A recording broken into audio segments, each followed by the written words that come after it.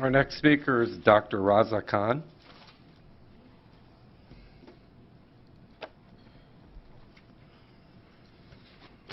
Good afternoon. My name is Raza Khan. I have been with education directly for about half a century, 30 years as a higher ed career. I have lived in Carroll County for about 10 years, and I do call it home. But I'm going to start with a hard-hitting fact. For the last 18 months, I have not gone without a month where I wasn't discriminated or humiliated, period, in Carroll County, my home. Might surprise you, my wife was refused service at 2 businesses because of who she is in Carroll County. Why do I bring that up? I have 2 boys who love CCPS, and I do love CCPS. I have working relationship with CCPS because I wear multiple hats. But today I stand in front of you as a private citizen, not in multiple hats that most of you know me, and quite a few know me up front and in the back as well. I'm not going to go into detail as to what happened in Westminster High School, but let me tell you something publicly for the very first time. One of the hats that I do wear required of me to talk to people that I didn't want to talk to. And those people were the ones locally, regionally, nationally who wanted to make the Westminster High School a bigger issue.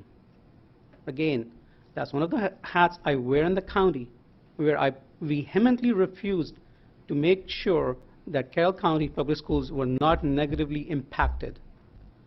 Carroll County Times contacted me.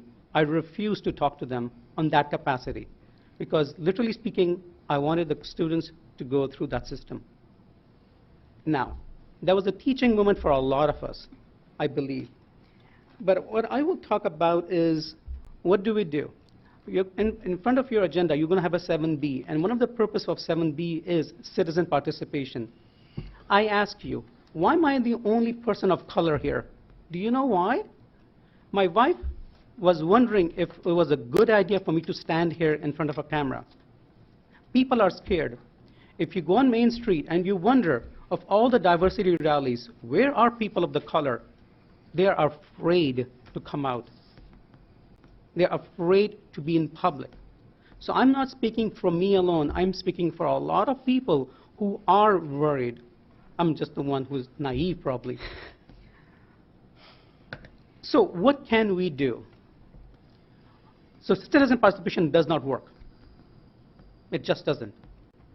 What will work is what someone mentioned before, is you collaborate, communicate, have a town hall meeting with the minority groups. There are groups here, there are organizations here in Carroll County. CCPS is building the future. It's not just teaching. I know people in CCPS hate it when we say you have to do this and you have to do this and you have to do this.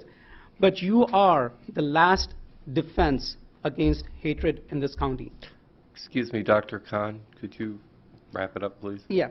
I will wrap it up very quickly with 2 comments made, and this is in honor of International Women's Day.